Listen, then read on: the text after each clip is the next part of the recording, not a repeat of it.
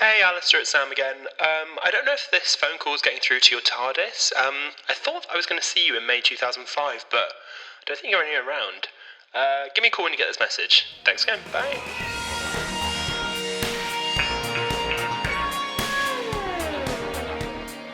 Hello, welcome to another episode of Wholala. It's a bit of a special episode this week. Well, I don't say special. Different. It's a different episode. I'm afraid, if it's alright with the girls, can we get intimate on the podcast? It's just me. It's just Sam this week. Hello, how you doing? Hi, nice to meet you. No, as you have probably noticed by now, Alasdair, co-host, is not with me this week due to circumstances outside of both of our control through the Hooniverse and beyond. He's unable to make it this week, but that's okay. It's just you and me, just the girlies. And what a better episode to be diving into than The Long Game, coming straight off the back of Dalek. This episode was aired on the 7th of May 2005, directed by Brian Grant and written again by Russell T Davies. This episode covers a lot. We're looking at futuristic space stations. We're looking at what would happen to a companion that shouldn't be a companion. Holes in your brain. There's a lot to cover in this episode. I remember watching this and being wholly freaked out by the fact that you could get something to go directly into your brain, and like seeing the little spike come out of your head and like looking into all of their brains. Like, ooh, it absolutely creeped me out as a kid. It's quite funny watching this back as an adult and seeing some of the like maybe haphazard effects. I know me and Alistair always talk about the CGI being a little bit touch and go at certain moments in Doctor Who. I think it's quite funny here. And also some of the practical effects, but we'll dive into that. I wanted to give you a quick summary of what happened in this episode. So if you'd like to follow with, this is what happened in The Long Game. So we follow the Doctor, Rose and Adam as they arrive on Satellite 5. Rose is trying to really impress Adam. This is another one of those moments where I'm a bit like, Rose, I love you. I love you to pieces. I'm a Rose stan for life. Are you a good person? Because she's never broken up with Mickey, and she's fully like trying to chirps up Adam, who is not as hot as she thinks he is. He's not as hot as he thinks he is. But we digress. So she's trying to impress Adam by showing that she knows all about this space station, but of course she's getting the Doctor beforehand to fill her in on what's going on. They have arrived on Satellite 5, which is a space station broadcasting TV and news around planet Earth. It's in orbit of planet Earth and directing it all to the planet below. They meet Kathika, who works at the station, and she teaches them about the elusive Floor 500, where the walls are made of gold, and how they get their news, which is through a hole in their head, feeding them news directly into their brain. I know, creepy. While the Doctor and Rose investigate, Adam then uses this technology for his own benefit, thinking that he can go back home and teach them all about the news of the future, and he installs a chip into his own brain. The Doctor and Rose discovered the mighty Jagrafess has been on Floor 500, killing the staff with the help of the editor and manipulating the news. They then kill the Jagrafess by heating it up, and they take Adam home, leaving him behind as he is no longer welcome in the TARDIS. What did you think of this episode, viewer? This is one of the episodes that I don't really jump to a rewatch. I do watch a lot of series 1 and 2. I mean, me and Alistair have spoken on the podcast before about how we sort of feed on the nostalgia of the sort of mid-noughties Doctor Who. But this isn't one that I jump to rewatch, I find. But it is a good one. I really did enjoy the rewatch on this. Like I said, I think there are some bits where the visuals are a little bit touch and go. Overall, I really like it. I do have some sort of thoughts on the episode, which I'll dive into. But yeah, do enjoy this episode. I think it might be worth a rewatch. I think that this episode is a really interesting way of showing. I mean, we touched on this a bit last time with the episode Dalek, as Adam featured in that. But it's a really interesting way, quite early on in the revival of the show, and especially seeing as like it was never really touched on in the past, of showing that not everyone is cut out to be a companion. I don't think you can take just anyone onto the TARDIS and show them the wonders of the universe, because I don't think it's not only a case of not everyone's cut out for it, but I think that this episode shows so well that some people manipulate this amazing thing that they're being offered. You're being shown that you can see the whole universe. You can be a sort of a traveller among the stars. And some people would just immediately sort of use that to their own advantage. And I think Adam is a great vessel in showing us as the audience that. I think that this was covered partly in Dalek, where you sort of started to see the seeds being planted for Adam as like maybe not really being the right sort of guy for Rose, the right sort of guy with the Doctor, the right sort of guy to be in the TARDIS. He's been collecting alien weapons in Dalek, sort of for his own benefit, like making his own little personal collection for the museum where he's working. And I think that sort of plants the seed that is then paid off in this episode, that Adam is sort of using the opportunities presented to him, I find, to his own advantage and to see how it could benefit him. And I think when he's shown this amazing space station in the future, we look through Rose's eyes and we see someone who wants to just see everything and learn everything, and she dives right into the food and she's like trying the slush puppy and she's saying to Adam, he's like, well, what flavour is it? And she's like, sort of beef. All I could think when watching that is I was like, is this a Bovril slush puppy? Whereas he is using this and he's sort of, I don't even know if he realises he's doing it, but he is just using it to his own advantage, seeing what he can take, what he can learn. And he knows it's wrong when he's talking to the woman who can offer him the surgeries. He's like, oh no, I shouldn't, I should go back and see my mates. And she sort of convinces him very, very easily, might I add, that it's worth doing and he should just go for it. And of course he does. I think that it's really important for the Doctor to show Rose maybe a lesson, I guess, in not being so gullible. And again, I think the one thing that Series 1 does, and it's in Russell's writing as well, obviously he's sort of like the showrunner overall, but he was writing this episode, that this then comes up in Father's Day about Rose not being gullible and having to think through her actions. And when she saves her dad in a later episode, she's really having to learn a lesson as to having to think about what you're doing before you do it, what the consequence of that might be. And I think that's kind of touched in on this, in that she's so immediate to trust. She's a very trusting person. I think she's so immediate to trusting Adam and being like, no, he's a great guy, he's this, he's that. And then through Adam's actions and the Doctor's sort of repercussions of that, she's like, oh, maybe he's not that hot. Maybe I shouldn't jump to trust him. And I think that that's an interesting development for her character. I also, and me and Alistair touched on it in the Dalek episode, think it's really interesting how Doctor Who has dealt with Adam off screen in the comic series, where you get to see him sort of grow older and bitter and feels like the Doctor's taken stuff away from him and taken this ability away from him, and how that unfolds and he sort of takes his revenge out on the Doctor. If you want to hear more about that, go back and listen to our Dalek episode. We sort of go into that more there. But like we said, Adam is the first companion to have an off-screen death within Doctor Who media in like the comic book. I would be so down. Again, we've sort of touched on it before as well. There's a lot of controversy around the actor playing Adam. But I think that you could so easily bring Adam back as a recast, much older, like in his 60s guy, and be certainly a villain in a couple of episodes, if not like the big bad, depending on how bad you wanted to take it. And he's taking his revenge out on the Doctor and Rose, or just the Doctor even, depending on what incarnation is in the episode. I would see Shooty against a bitter Adam. Like, I think that's so cool. I don't know, maybe we'd have to set him up a bit. Maybe not everyone has watched all of Doctor Who 2005 or rewatched The Long Game lately. Is that just me? I don't know. But I thought that was a really interesting way of dealing with his character. One thing that I really liked about this story, and I feel like, I know that I've seen criticisms about the episode feeling insular, but I don't necessarily think, actually, this is me, fresh off the reel, which I'm like, oh, maybe this is true, maybe it's not. There's an argument about the episode being too insular, because I think it would benefit for you seeing Earth.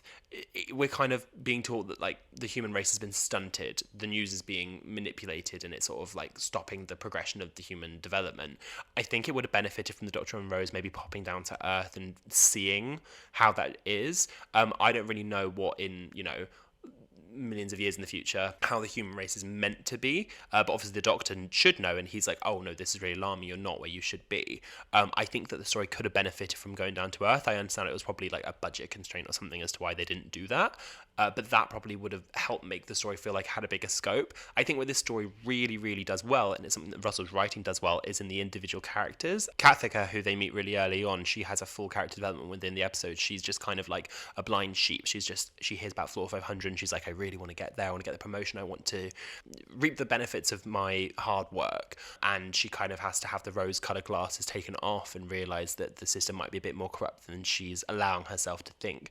And I think this also could sort of be reflected reflected in the news at the time as well for the people watching that. And I think it's also quite relevant for the news now as people sort of, it feels very Emerald City like, I think, in The Wizard of Oz, where in the books everyone had the emerald coloured glasses and they saw this wondrous world in front of them. But then once you take those off, you realise, oh, maybe it's not quite as shiny as I thought it was. Maybe it's not quite how I've been told. And I think that that's kind of reflected in this story. I also really love the character of Suki, or Eva St. Julien, who we later discover her to be.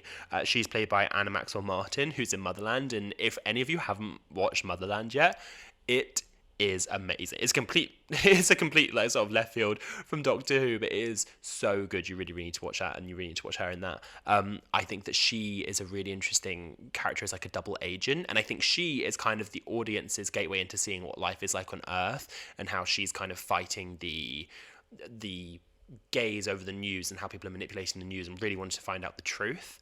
The truth, of course, as we find out, it's a big alien. when isn't it a big alien manipulating the news? I think that the Jagrafess is a really interesting design, where it's just kind of like a big squishy purple thing on the ceiling. And that is potentially where the CGI is a little bit like, I don't know if it's the CGI, if it's the design of it. I always argue this. I say, a lot of times people say, oh, this is bad animation, this is bad animation. And I'm like, is it bad animation or is it just bad compositing? I think a lot of times where things look badly animated, it's not actually that they're badly animated, they're badly like composited into the scene.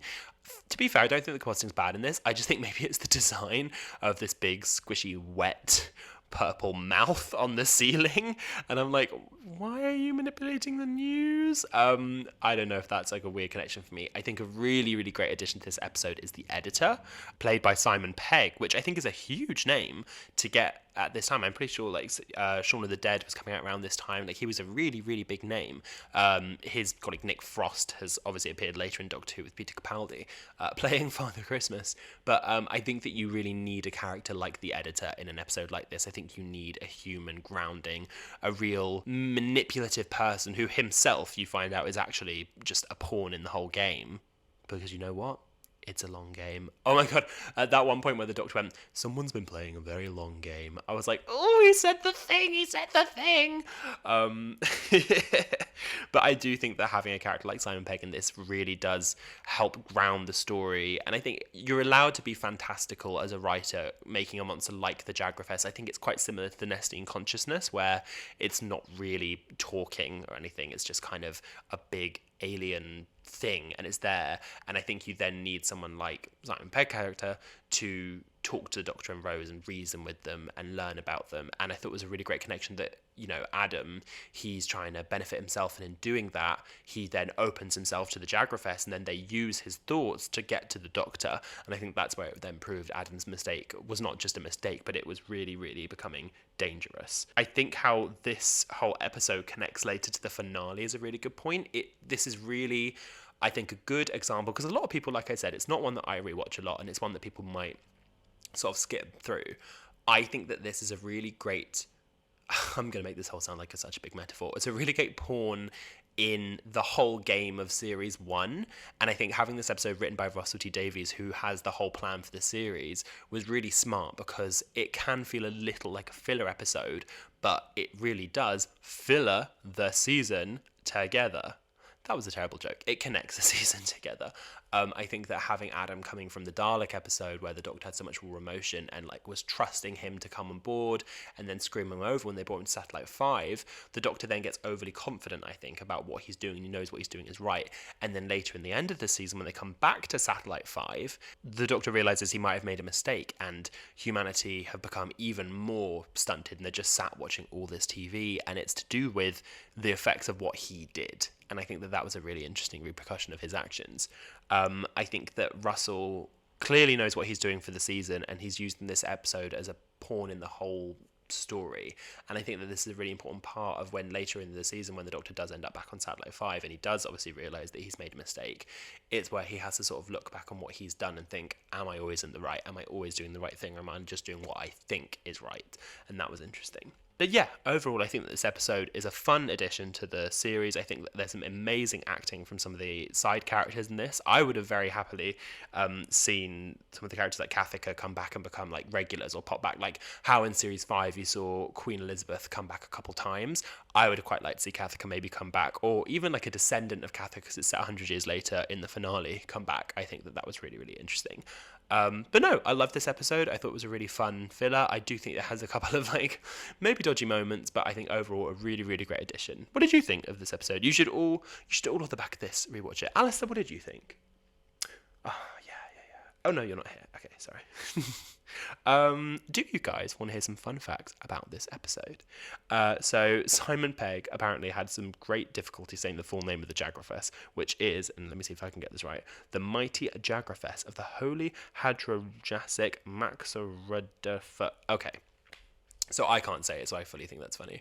But yeah, no, apparently he had some real great difficulty saying it, and then that was why they added in the line, I just call him Max. And I thought it was really funny.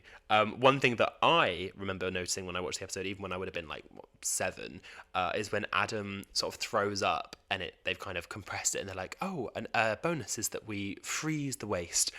He's spitting out a bit of kiwi, and I remember watching this at the time and I was like, that is clearly a piece of kiwi. But hey, when you're making frozen vomit, what else do you go for? Originally, Rusty Davies had planned for this episode to be set from Adam's perspective, similarly to how the first episode was from Rose's perspective, and he had penciled the episode title as just being called Adam, and I think that this would have then made the Doctor and Rose seem a little bit more foreboding and scary, and not so much how the audience had grown to know them, but how he saw them, and this might have then helped the audience understand a bit more as to why Adam did what he did. Another original working title for this episode was The Companion Who Couldn't.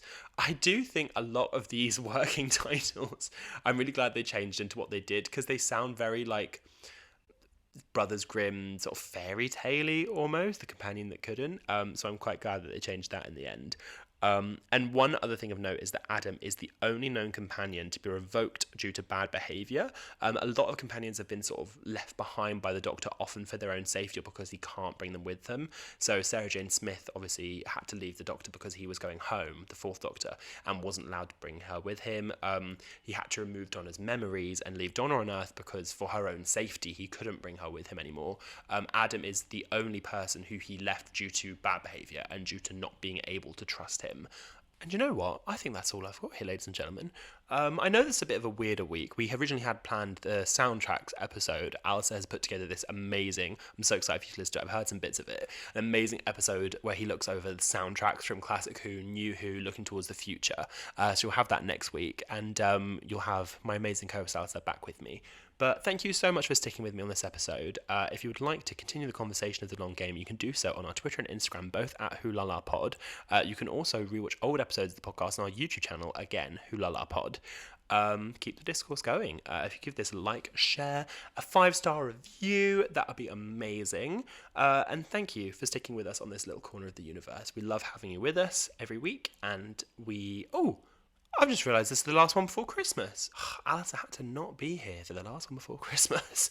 I hope you have a wonderful Christmas. Happy New Year. I mean, we'll have a new episode before the New Year, but I hope you'll have a very, very Merry Christmas from both of us, even if it's just me right now, from both of us at Wholala Pod. Thank you for sticking with us and choosing to listen to our podcast. We're very, very grateful, and we, both of us, will see you soon. Thanks so much. Bye.